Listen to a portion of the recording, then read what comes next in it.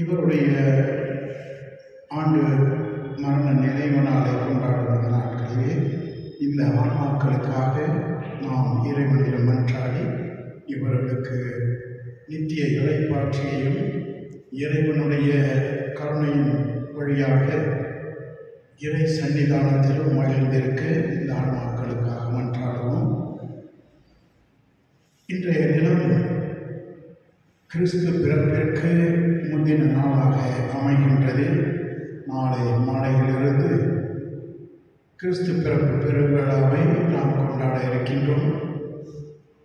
இந்த நாளிலே நாம் வெளி ஆடம்பரங்களை விட நமது ஆன்மாவை தூய்மைப்படுத்தும் மாபெரும் நாளாக அமைகின்றது.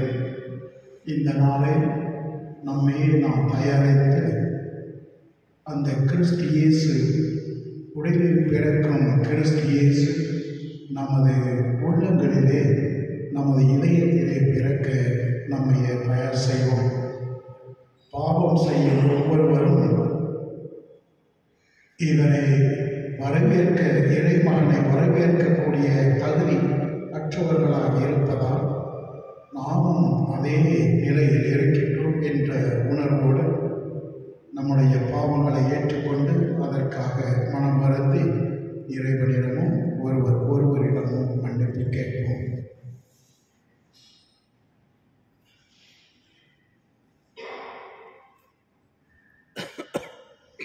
எல்லாம் வல்ல இறைவனிடமும் சகோதர சகோதரே உடமும் நான் பாவியனை ஏற்றுக்கொள்கின்றேன். ஏனெனில் சிந்தனையாலும் சொல்லாலும் செயலாலும் கடமையில் தவறியதாலும் பாவங்கள் பல செய்தேன். என் பாவமே என் பாவமே என் பெரும் பாவமே. ஆகையால் எப்பொழுதும் கல்யாண புனித மரியாவையும் வானதூதர் புனிதர் அனைவரையும் சகோதர சகோதரர்களே உங்களையும் நாம் இறைவனாகிய ஆண்டவரிடம் எனக்காக வேண்டிக் கொள்ள மன்றாடுகின்றேன். எல்லாம் வல்ல இறைவன் மீது இரக்கம் வைத்து நம் பாவங்களை மன்னித்து நம்மை நிலை வாழ்வுக்கு அழைத்துச் செல்வாராக. ஆமென்.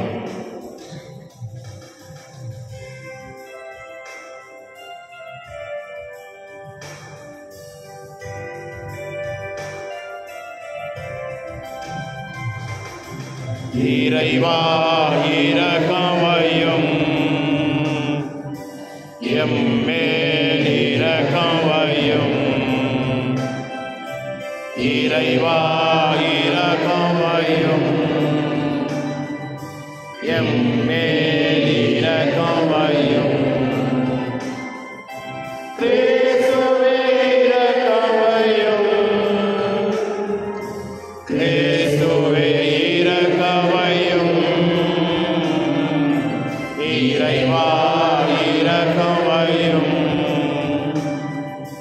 எம்மேல் இரக்கமையும்.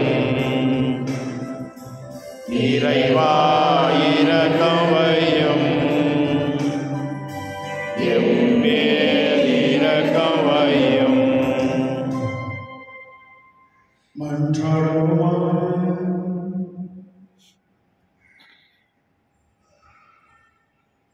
என்றென்றும் உள்ள எல்லாம் உள்ள இறைவன் உமது திருமகன் மனிதரான பிறப்பு விழா நெருங்கி வருவதை உணர்ந்து உம்மை வேண்டுகின்றோம்.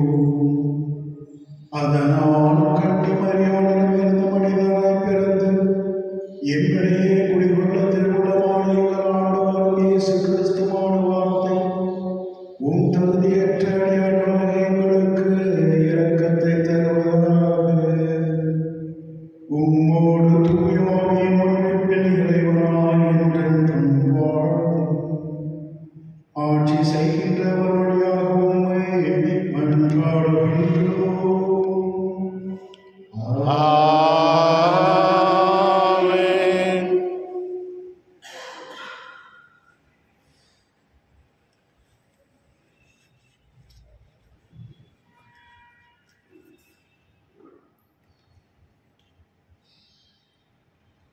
இறைவாக்கினர் மலாக்கியா நூலிலிருந்து வாசகம்.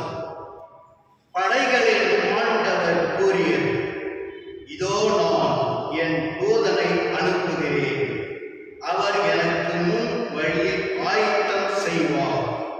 அப்பொழுது நீங்கள் தேடுகின்ற தலைவர் திடீரென தன் கோவிலுக்குள் வருவார். நீங்கள் ஆவலுடன் எதிர்பார்க்கும் உடன்படிக்கையின் தூதர் இதோ வருகிறார் என்கிறார் படைகளின் ஆண்டவர். ஆனால் அவர் வரும் நாளை தாங்கக்கூடியவர் யார்? அவர் தோன்றும் போது நிற்க வல்லவர் யார்? அவர் புலம்பிடுகின்றவரின் நெருப்பை போலும் சலவை தொழிலாளியின் சவர கரத்தை போலும் இருப்பார். அவர் புலம்பிடுபவர் போலும் வேட்டியை தூய்மைப்படுத்துபவர் போலும் அமர்ந்திருப்பார்.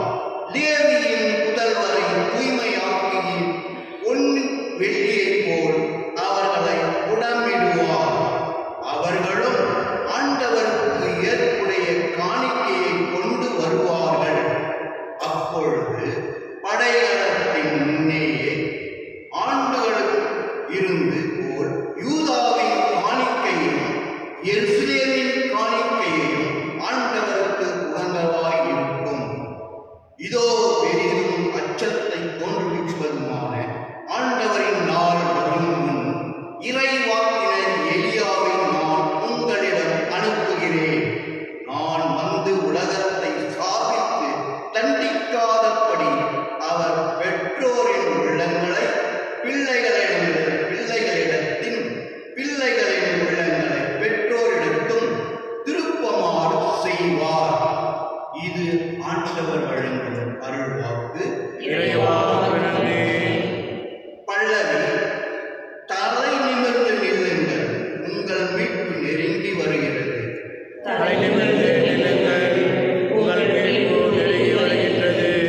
ஆண்டவரே, உன் பாதங்களை நான் அறியச் செய்தருளும். உன் வழிகளை எனக்கு கற்பித்தருளும். உமது உண்மை நெறியில் என்னை நடத்தி எனக்கு கற்பித்தருளும். ஏனெனில் நீரே என் மீட்பராம் கடவுள். பல்லவி. உங்கள் மீட்பு நெருங்கி வருகின்றது. ஆண்டவர் நல்லவர், நேர்மை உள்ளவர். ஆகையால் அவர் பாவிகளுக்கு நல்வழியை கற்பிக்கின்றார். எளியோரை நெறிய வழியில் அவர் நடத்துகின்றார். எளியோருக்கு தமது வழியை கற்பிக்கின்றார். பல்லவி. தலை நிமிர்ந்து நில்லுங்கள், உங்கள் மீட்பு நெருங்கி வருகின்றது. ஆண்டவரது உடன்படிக்கையும் ஒழுங்குமுறையையும் கடைபிடிப்போருக்கு அவருடைய வாதைகளை எல்லாம் பேரன்பும் உண்மையும் உள்ளவனாய் விளங்கும். ஆண்டவரின் அன்பு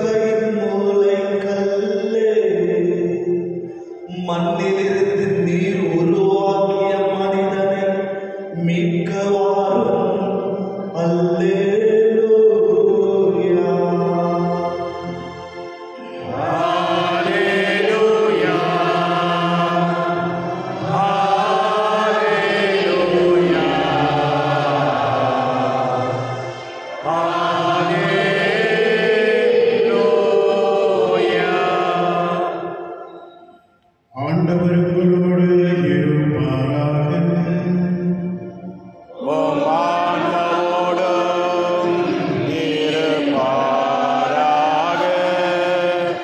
புனித லூக்கா எழுதிய நற்செய்தியிலிருந்து வாசகம். ஆண்டவரே, மாட்சி உமக்கே. எலிசபெத்து பேறுகாலம் நெருங்கியது. அவர் ஒரு மகனை பெற்றெடுத்தார். ஆண்டவர் அவருக்கு பெரிதும் இரக்கம் காட்டினார் என்பதை கேள்விப்பட்டு சுற்றி வாழ்ந்தோரும் உறவினரும் அவரோடு சேர்ந்து மகிழ்ந்தனர். 8ஆம் நாளில் அவர்கள் குழந்தைக்கு விருத்த சேதனம் செய்து வந்தார்கள். சக்கேலியா என்ற அதன் தந்தையின் பெயரையே அதற்கு சூட்ட இருந்தார்கள். ஆனால் அதன் தாய் அவர்களை பார்த்து, வேண்டாம், அதற்கு யோவான் என பெயரிட வேண்டும் என்றார். அவர்கள் அவரிடம், உன் உறவினருள் இப்பெயர் கொண்டவர் எவரும் இல்லையே என்று சொல்லி, குழந்தைக்கு என்ன பெயரிடலாம், உன் விருப்பம் என்ன என்று தந்தையை நோக்கி சைகை காட்டி கேட்டார்கள். அதற்கு அவர் எழுது பலகையை கேட்டு வாங்கி இக்குழந்தையின் பெயர் யோவான் என்று எழுதினார். எல்லாரும் வியப்படைந்தனர். அப்பொழுதே அவரது வாய் திறந்தது, நாம் கற்றவிழ்த்தது. அவர் கடவுளை போற்றி புகழ்ந்தார். சுற்றி வந்தோர் அனைவரும் இதை பற்றி கேள்விப்பட்டு அஞ்சினர். இச்செய்தி யூதேயா மலை நாடெங்கும் பரவியது. கேள்விப்பட்டவர்கள் யாவரும் இச்செய்தியை தங்கள் உள்ளங்களில் இருத்தி, இக்குழந்தை எப்படிப்பட்டதாக இருக்குமோ என்று சொல்லிக் கொண்டார்கள். ஏனெனில் அக்குழந்தை ஆண்டவருடைய கைவன்மையை பெற்றிருந்தது.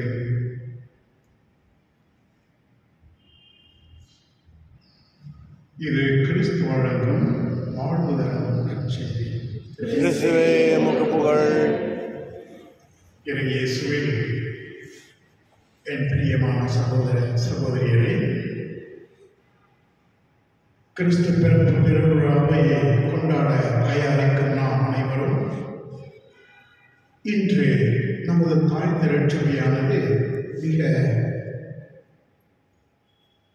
உன்னதமான 2 வாசகங்களை நமக்கு கொடுக்கின்றது.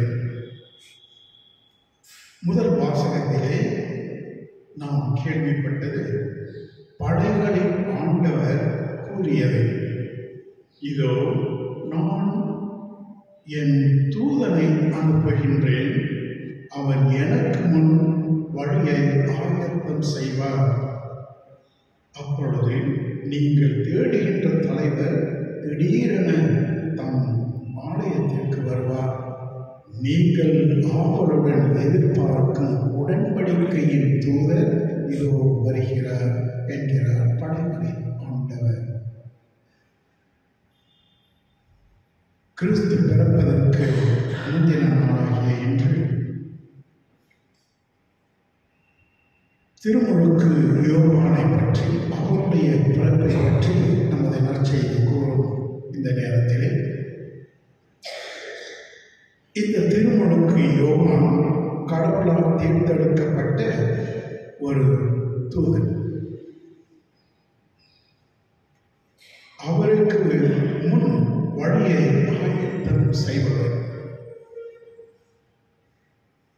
வரப்போகிறவர் நான் அல்ல, எனக்கு பின் வருபவரே இரட்சகர், அவரே ஆண்டவர், நான் அவருடைய மிதியடிகளின் வாளை அருளுக்கு நான் தகுதியற்றவன் என்று தன்னையே தாழ்த்தி கொண்டு, நான் குறைய வேண்டும், எனக்கு பின் வருபவர் உயர வேண்டும் என்று கூறியவர். இத்தகைய மாபெரும் உள்ளத்தை சார்ந்தவருடைய பிறந்த நாளை இன்று நினைவுபடுத்துகின்றது இந்த வாசகம். இறைவனுக்கு அவருடைய வருகைக்கு வழியை ஆயத்தம் செய்பவர். பழைய ஏற்பாட்டிலே திருமுழுக்கு யோவான் தான் கடைசியாக இறைவனால் அனுப்பப்பட்ட இறைவாக்கினர்.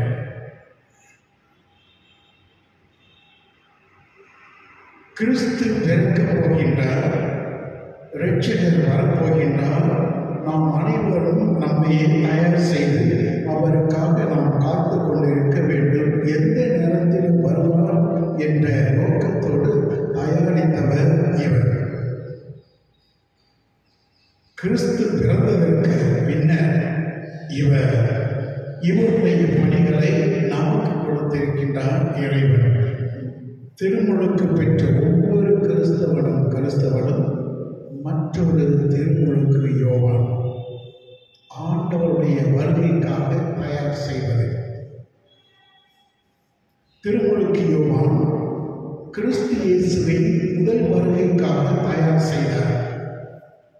நானும் நீங்களும் கிறிஸ்து வருகையின் இரண்டாவது வருகைக்காக நம்மையே நாம் தயார் செய்து பிறரையும் தயார் செய்வது நமது கடமை. அவருடைய முதல் வருகைக்கு தயாரித்தது திருமுழுக்கு யோவான். கிறிஸ்துவனுடைய இரண்டாம் வருகைக்கு நாம் தயாரிக்க கடமைப்பட்டிருக்கின்றோம். சில நேரத்தில் நம்ம சோதனையில் இருக்கும் பொழுது நம்முடைய இரண்டாம் முறை வரப்போகின்றார் என்பதை நாம் மறந்து விடுகின்றோம். குடித்து கொண்டும் உண்டு கொண்டும் உடுத்தி கொண்டும் ஆடம்பரமான வாழ்க்கையை வாழ்ந்து கொண்டிருக்கின்ற நேரத்திலே முதல் வாசகம் நமக்கு கூறுகின்றது. படைகளின் ஆண்டவர் கூறுகின்றார், நீதியின் ஆண்டவராக வரப்போகின்றார். இரண்டாவது முறையாக, முதல் முறையாக அவர் வந்தது நம் அனைவரையும் மீட்பதற்காக. இரண்டாவது முறை வருவது நமது வாழ்க்கை தரத்தை நோக்கி அதற்கு ஏற்றபடி நீதி தீர்ப்பை வழங்குவதற்கு. பிறப்பு ஒரு விதமாக இருக்கலாம், இறப்பு வேறு விதமாக இருக்கலாம். இந்த இரண்டிற்கும் நடுவிலே வாழும் வாழ்வு தகுதியுடையதாக இருக்க வேண்டும். இந்த தகுதி நிறைந்த வாழ்க்கையை மையமாக கொண்டுதான் ஒவ்வொருவரையும் இறைமகன் இயேசு தீர்ப்பிட வருகின்றார். அதற்காக நாம் தயாரிக்க வேண்டும். வெளியாடம்பர தயாரிப்பல்ல, நிரந்தர தயாராக நம்முடைய முன்கூட்டிய வாழ்வு எப்படி இருக்கப் போகின்றது, நமது நீதி தீர்ப்பின் வழியாக நித்திய வாழ்வு கிடைக்கப் போகின்றதா, நித்திய சாவு கிடைக்கப் போகின்றதா என்பதை நாம் தியானிக்க நம்மை அழைக்கப்பட்டிருக்கின்றோம். இரண்டாவதாக, இந்த நற்செய்தி வாசகத்திலே நாம் பார்த்தது கிறிஸ்து, மரியாள், யோசேப்பு இவர்களை மையப்படுத்தும் கிறிஸ்துமஸ் பெருவிழாவிலே இன்று திருச்சபையானது சக்கரியா, எலிசபெத்து, யோவான் இவர்களை மையப்படுத்தி காட்டுகின்றது. மரியாள் சிறு பெண்ணாக இருக்கும் பொழுது அவருக்கு இறைவன் தாயாக மாறக்கூடிய வல்லமையை கொடுத்தார். அதே போன்று எலிசபெத்து வயதான நேரத்திலே அவளுக்கு ஒரு மகனை கொடுக்கின்றார். இது இறைவனின் திட்டம். சக்கரியாஸ் அவருடைய பேர் ஆண்டவர் நினைவு கூறுகின்றார் என்ற அர்த்தம். எலிசபெத் என்றால் இறைவனுடைய பிரமாணிக்கம் என்ற அர்த்தம். யோவான் என்பது ஆண்டவருடைய அருள் அடையாளம் என்று பெயர்.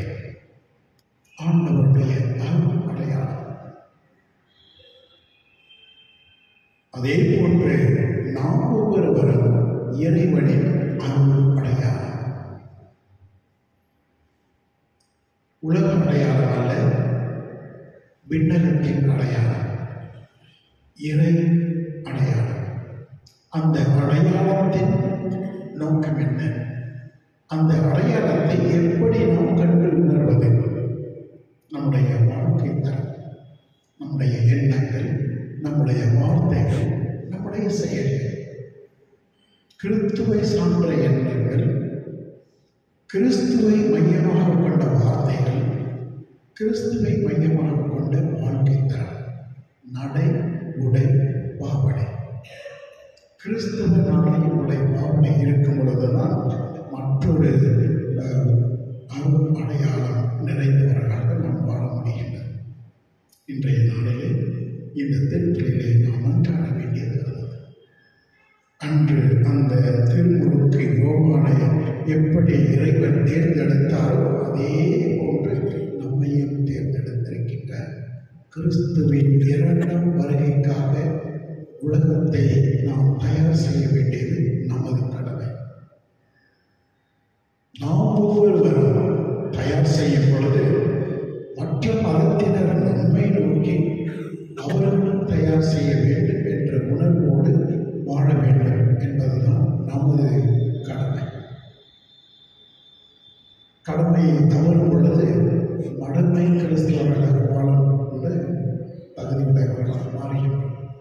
எனவே இந்த திருப்பலியிலே இறைவன் நமக்கு அந்த இறைவனுடைய அருளை கொடுத்து நாம் தேவையான வகைகளில் நம்மையே தயாரிக்க இந்த திருப்பலியிலே மன்றாடுவோம்.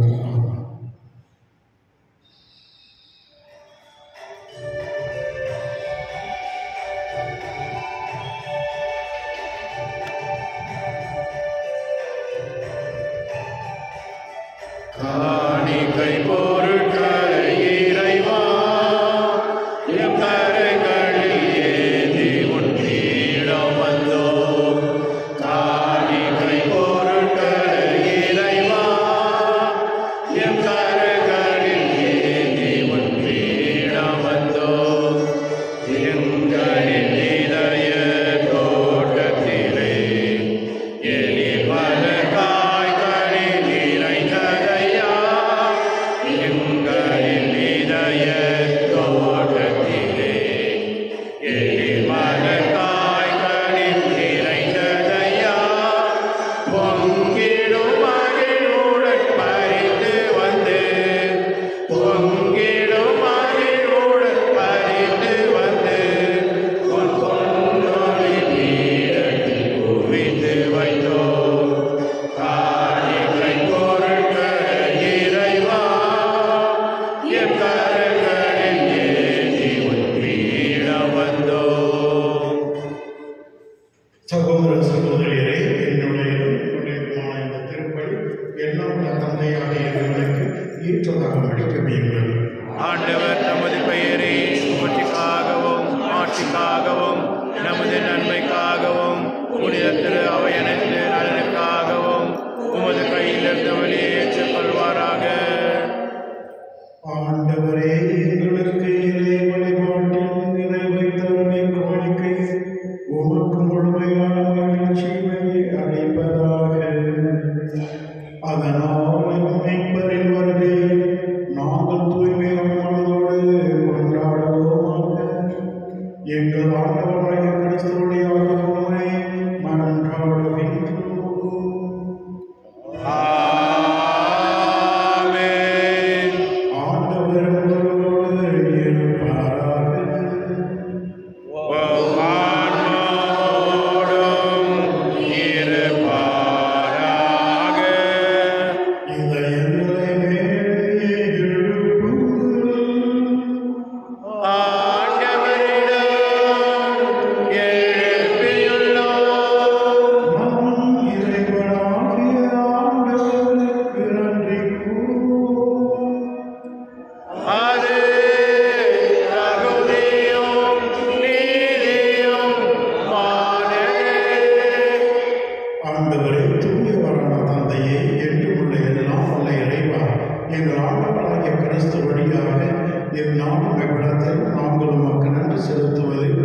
மெய்யாகவே தகுதியும் நீதியுமாகும், எங்கள் கடமையும் மீட்புக்கு உரிய செயலுமாகும். இறைவாக்கினர் அனைவரின் திருவுரைகள் கிறிஸ்துவை முன்னறிவித்தன. சொல்லற்கரிய அன்புடன் கன்னித்தாய் அவரை தம் திருவயிற்றில் தாங்கினார். அவர் வரவிருக்கின்றார் என யோவான் அறிவித்தார். வந்த பின் அவரை சுட்டி காட்டினார். நாங்கள் விழிப்போடு வேண்டுவதையும் அக்களிப்போடு தமது புகழ் பாடுவதையும் அவர் காணும் பொருட்டு தமது பிறப்பின் மறைபொருளை முன்னரே மகிழ்வுடன் எதிர்பார்த்திருக்க எமக்கு அருளினார்.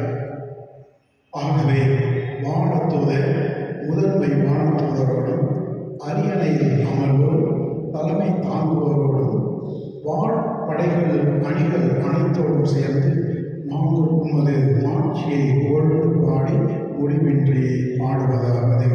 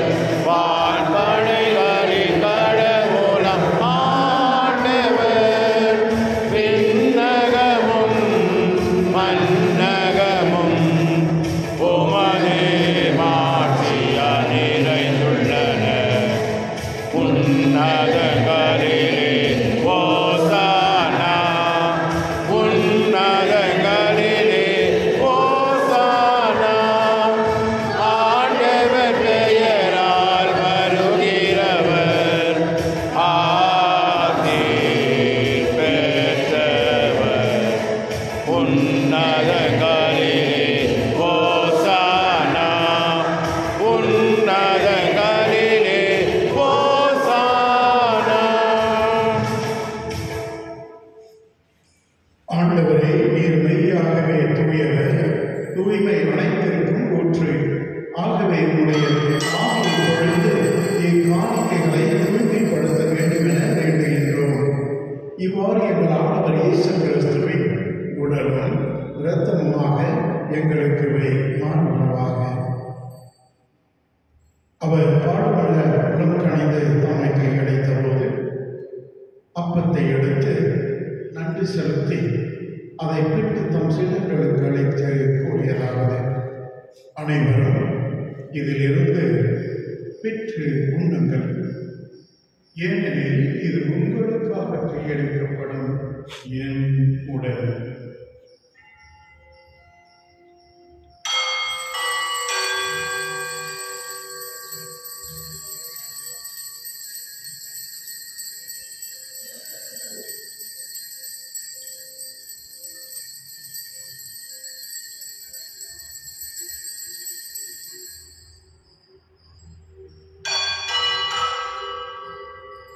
அவ்வண்ணமே இரவு விருந்தை அருந்திய பின் கிண்ணத்தையும் எடுத்து மீண்டும் உமக்கு நன்றி கூறி தம் சீடர்களுக்கு அழைத்து அவர் கூறியதாவது: அனைவரும் இதிலிருந்து பெற்று அருகுங்கள், ஏனெனில் இது புதிய நிலையான உடன்படிக்கைக்கு உரிய என் ரத்தத்தின் கிண்ணம்.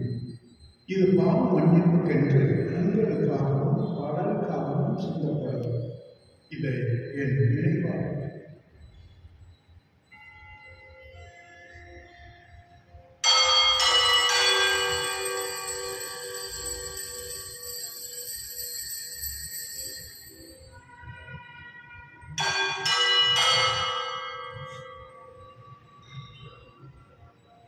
நம்பிக்கையின் பொருள்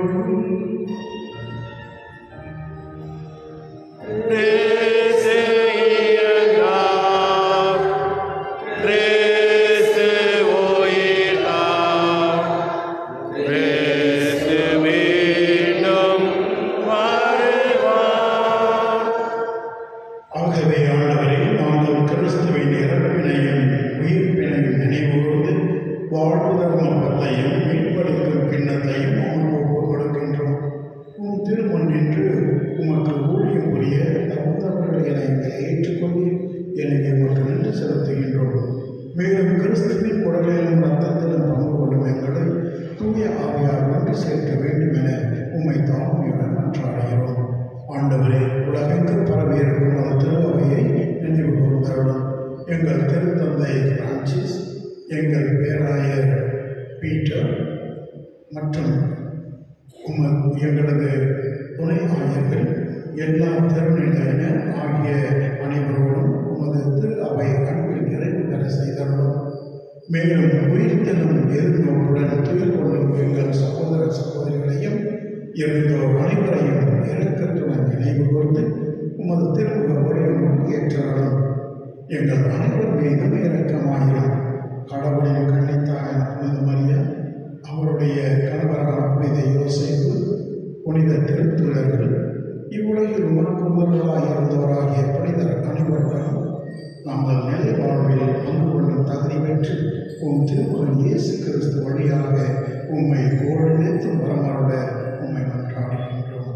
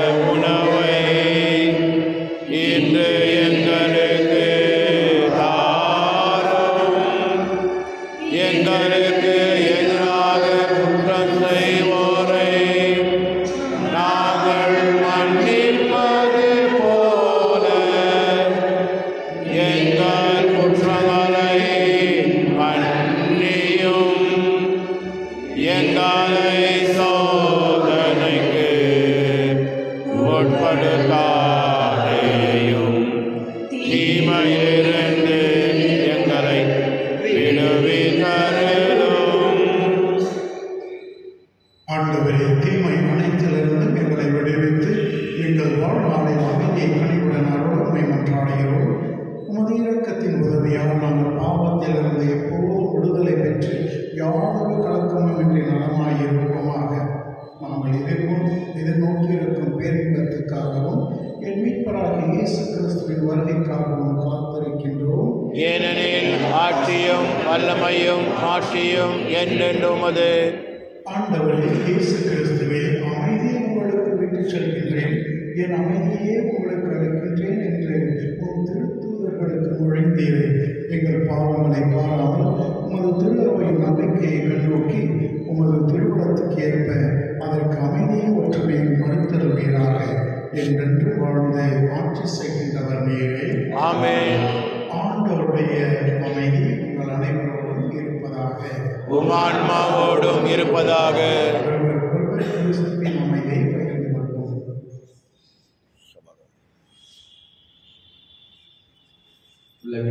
பாவம் போக்கும் இறைவனின் செம்மறியே, எம்மேல் இரக்கம் வையும். உலகின் பாவம் போக்கும் இறைவனின் செம்மறியே, எம்மேல் இரக்கம் வையும். உலகின் பாவம் போக்கும் இறைவனின் செம்மறியே, எமக்கு அமைதி அருளும். ஆண்டவரே இயேசு கிறிஸ்துவே, உயிருள்ள இறைவனின் திருமகனே, தந்தையின் திருவுளப்படி தூய ஆவியாரின் ஒத்துழைப்பால் உமது இறப்பின் வழியாக உலகிற்கு வாழ்வு அளித்தேன். இந்த புனிதமிக்க உம் உடலும் இரத்தமும் எங்களுடைய எல்லா குற்றங்களிலிருந்தும் தீமை அனைத்திலிருந்தும் எங்களை விடுவித்து நாங்கள் என்றும் உம்முடைய கட்டளைகளில் கருத்தூன்றி நிற்க செய்தவன் நாங்கள் ஒருபோதும் உம்மை விட்டு பிரிய விடாதேயும்.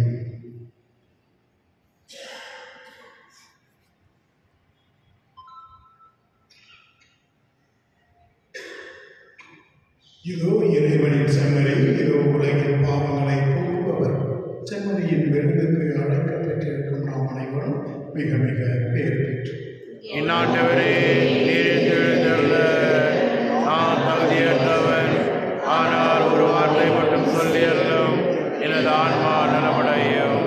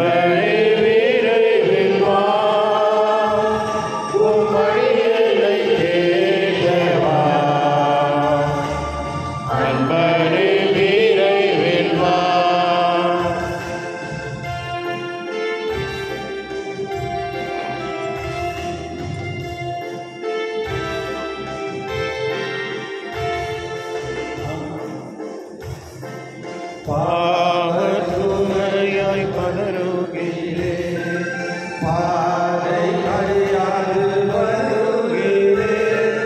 பாவத்துமையாய் பதறுகிறேன், பாதை அறியாது வருகிறேன். பாதை காட்டிடும் உன்னையே, பாதை காட்டிடும் உன்னையே நான் பாதம் பணிந்து வேண்டுகிறேன். அன்பரே விரைவில் வா, உம் அடியனை கேட்கவா. அன்பரே விரைவில் வா.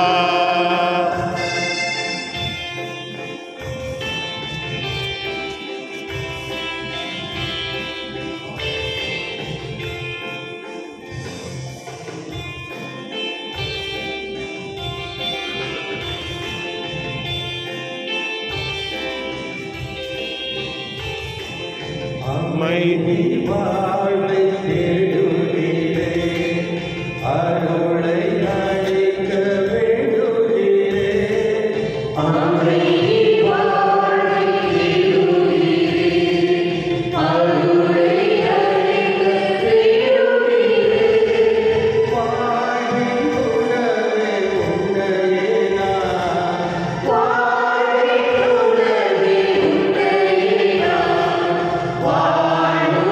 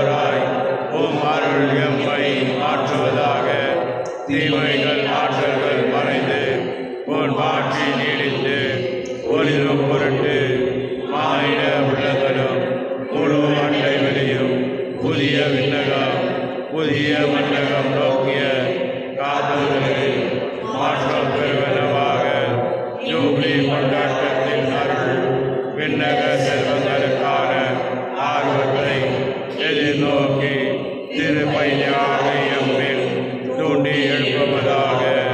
அதே அருள் என் மீட்பரின் மகிழ்ச்சியையும் அகிலத்தையும் என்றென்றும் போற்றுதற்குரிய என் கடவுளாகிய உமக்கே ஆட்சியும் புகழும் என்றும் என்றும் உரித்தாகுக. ஆமென்.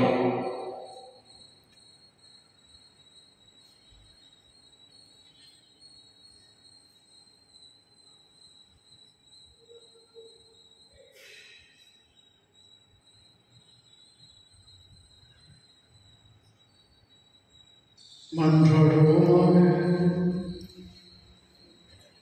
ஆண்டவரே, விண்ணக குடைகளால் நிறைவேற்ற எங்களுக்கு உமது அமைதியை கழிவாய் அளித்தருளும்.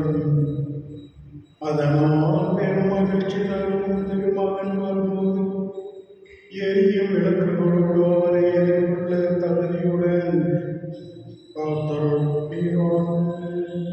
எங்கள் ஆண்டவராகிய கிறிஸ்து வழியாக உம்மை மன்றாடுகின்றோம். ஆமென். ஆண்டவர் உங்களோடு இருப்பாராக. ஆன்மாவோடும் இருப்பாராக. எல்லாம் வல்ல இறைவன் தந்தை, மகன், தூய ஆவியார் உங்கள் அனைவரையும் நிறைவுடன் ஆசீர்வதித்து பாதுகாத்து வழி நடத்துவாராக.